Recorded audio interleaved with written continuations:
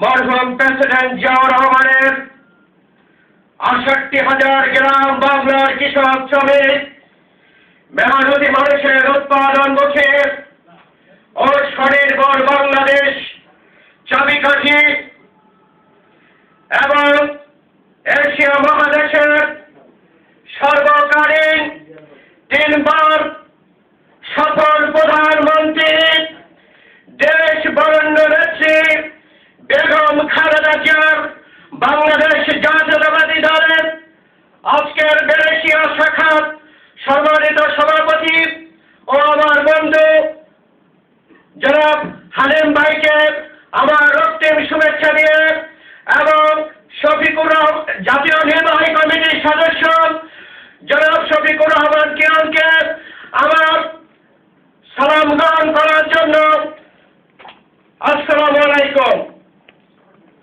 সংগ্রামী সাথী ও বন্ধুগণ, 1971 সাল থেকে 75 সালে আওয়ামী লীগ ক্ষমতায় ছিল। কি দেখেছি?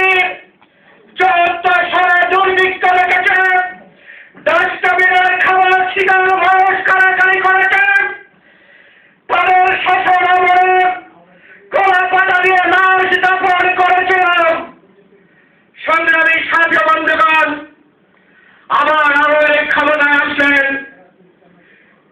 আওয়ামী লীগের প্রেসিডিয়াম সদস্য মিডিয়ার সামনে বললেন, শেখ হাসিনা যারে ধরে তারে ছাড়ে না, ডক্টর ইউনূসের সাথে ছাড়ে নাই। তাহলে আমরা কি বলবো? আজকে বিচার বিভাগ তাদের নির্দেশে হচ্ছে। সংগ্রামী সাথী ও বন্ধুগণ, আজকের এই প্রতিবাদ সভা থেকে স্পষ্টভাবে শেখ হাসিনাকে বলতে চাই, শেখ হাসিনা বাঘে ধরলে বাঘে ছাড়ে। 14 কোটি মানুষ যখন আপনাকে ধরবে তখন আপনি পালাবেন না। সংগ্রামী সাথী ও বন্ধুগণ, কিছুদিন আগে আমেরিকার এক পত্রিকায় আমরা কি দেখলাম? পত্রিকায় দেখলাম বিচার বিভাগ স্বাধীন নয়। ডক্টর ইউনূসের উপরে যেই অমানসিক বিচার করা হয়েছে সেটি অনিয়মতান্ত্রিক ভাবে বিচার করা হয়েছে। এমনকি বেগম খালেদা জিয়ার বাড়িতে অনিয়ম ভাবে নেওয়া হয়েছে।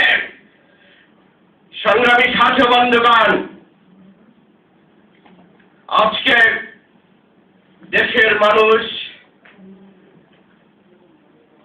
বিচার বিভাগ থেকে এবং জয়নুল আবদিন ফারুকের উপরে যে নির্যাতন করা হয়েছে, একদিন সময় আসবে আপনার ওই ছাত্রলীগের পুলিশ বাহিনীকে আপনি রক্ষা করতে পারবেন না।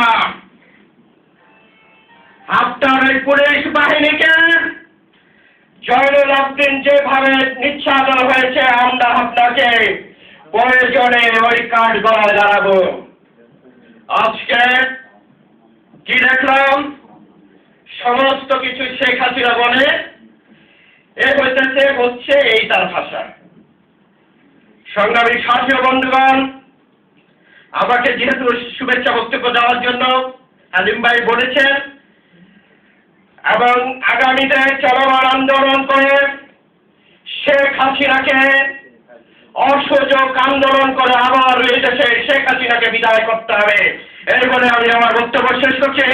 বাংলাদেশ জিন্দাবাদ, দেশনেত্রী বেগম খালেদা জিয়া জিন্দাবাদ।